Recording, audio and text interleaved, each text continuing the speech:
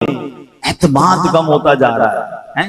وہ معاملہ کیا ہے میں عرض کرتا ہوں. پہلے میں آپ کو ایک واقعہ سنا. حضرت ابو بکر صدیق رضی اللہ تعالیٰ عنہ کا دور تھا اور حضرت عمر فاروق رضی اللہ تعالیٰ عنہ ایک جگہ سے تشریف لے جا رہے تھے. تو راستے میں انہوں نے دیکھا کہ حضرت عثمان غنی رضی اللہ تعالیٰ عنہ کہیں بیٹھے ہیں اور آپ رضی اللہ تعالیٰ عنہ کسی سوچ میں گم تھے. کبھی کبھی ایسا ہوتا ہے نا کہ آپ اور میں ایسی کسی سوچ میں ہوتے ہیں کہ سامنے سے کوئی گزر جائے پھر بھی پتہ نہیں چلتا.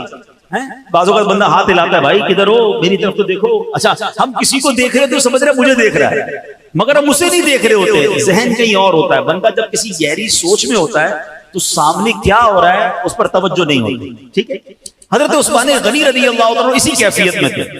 حضرت عمر فاروق رضی اللہ عنہ نے وہاں سے گزرے, آپ نے سلام کیا. یہ بھی سیکھنے کو ملا کہ جب کسی کو مسلمان کو دیکھیں, قریب سے گزریں تو سلام کریں. تو آپ نے سلام کیا, حضرت عثمان غنی نے جواب نہیں دیا. اچھا, حضرت عمر فاروق کو بڑا عجیب سا لگا کہ عثمان غنی رضی اللہ تعالیٰ نے جواب نہیں دیا مجھے. آپ چلے گئے حضرت ابوبکر صدیق رضی اللہ تعالیٰ کے پاس, مسلمانوں کے پہلے خلیفہ کے پاس, کہ حضور میں نے حضرت عثمان غنی کو سلام کیا, انہوں نے جواب نہیں دیا, لگتا ہے وہ مجھ سے ناراض ہیں, کوئی مس انڈرسٹینڈنگ ہو گئی ہے, تو مجھے سمجھ نہیں آ رہا انہوں نے جواب. وہ تو بالکل فوراً جواب دیتے ہیں, ہمارا تو بڑا پیار ہے آپس میں. تو حضرت ابوبکر صدیق رضی اللہ تعالیٰ عنہ نے معاملے کو پینڈنگ نہیں کیا کہ ٹھیک ہے بعد میں دیکھ لیں گے, میں بات کر لوں گا. آپ نے کہا چلو ساتھ چلتے. حضرت ابوبکر صدیق حضرت عثمان غنی رضی اللہ عنہ کے پاس حضرت عمر فاروق کو لے کر آ گئے. جب وہاں پہنچے تو دونوں نے مل کے سلام کیا. حضرت عثمان غنی رضی اللہ عنہ دونوں کو جواب دیا. حضرت ابوبکر صدیق نے کہا کہ تھوڑی دیر پہلے عمر فاروق یہاں سے گزرے, آپ کو سلام کہا, آپ نے جواب نہیں دیا. حضرت عثمان غنی رضی اللہ عنہ کیا کہتے ہیں کہ کہتے ہیں حضور میں اپنے بھائی کا سلام کا جواب نہ دوں, ایسا تو ہو ہی نہیں سکتا, میں نے کیسے ایسا ہو سکتا جواب نہیں دیا. تو حضرت عمر نے کہا کہ میں نے آپ کے سامنے سے میں گزرا, میں نے آپ کو سلام کیا اور آپ نے جواب نہیں دیا. تو کہتے ہیں واللہ مجھے اس کی خبر ہی نہیں کہ آپ میرے سامنے سے کب گزرے, میری تو توجہ ہی کہیں اور تھی.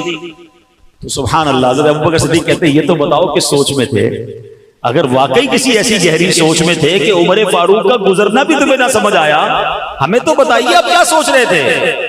اللہ اکبر. ہمارے یہاں کوئی کسی سوچ میں گم بھی ہوتا ہے نا, تو سوچ ہوتی ہے کہ کاروبار کا کیا ہوگا, تو نوکری کا کیا ہوگا, دنیا کی پرابلمز, یا بعض اوقات بدقسمتی سے کوئی کسی غلط کام, گناہوں والے کام کی توجہ میں گم ہو جاتا ہے.